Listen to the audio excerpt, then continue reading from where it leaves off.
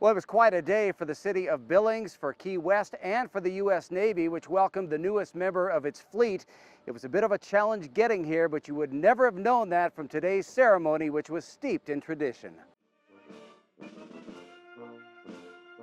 We are here today to celebrate the commissioning of the first ship to bear the name of the largest city in Montana. And with that, the hour-long ceremony that members of the Billings Commissioning Committee have spent the past 2 years getting ready for got underway. Billings Mayor Bill Cole was one of the first to take the podium. The citizens of Billings and the state of Montana will always be proud to call this ship their own. And I hope the men and women of the ship will always be proud to serve on a vessel that bears our city's name.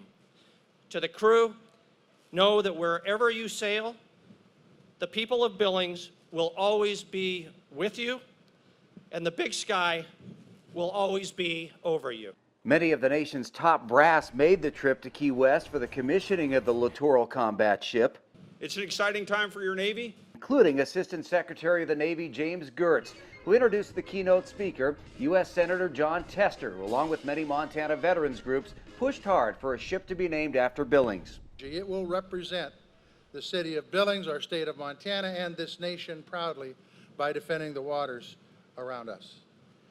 At a time of new global threats and complex challenges, this ship's motto, "Big Sky Over Troubled Water," is fitting. It will be critical to the support of our men and women in uniform to keep our world safe and to keep America safe. It can fight and win in any environment. It's a lethal ship. The real lethality is that crew that you saw. They're strong, they're tough, they're smart, they're diverse, they represent all of us. This ship will sail all around the world, maybe right here in our neighborhood of the Caribbean or the Eastern Pacific, counter-narcotics missions, or could be in the Strait of Hormuz, protecting tankers against an Iranian threat. Secretary Gertz, I will be honored if you would place Billings in commission. on behalf of the Secretary of the Navy and for the President of the United States, I hereby place the United States ship Billings in commission. May God bless and guide this warship and all who shall sail in her. Congratulations, Captain. Thank you. After that, more Navy tradition, the hoisting of the colors and pennant. Quartermaster, hoist the colors and the commission pennant. Aye, aye, sir! Then it was time to man the ship and bring it to life. Sponsor Charlotte Tester broke with tradition by asking the families of the sailors to join her. Officers and crew, USS Billings, man our ship and bring her to life.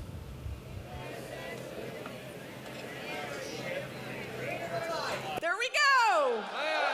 Woo! And with that, it was official. The USS Billings is manned and ready to serve our country.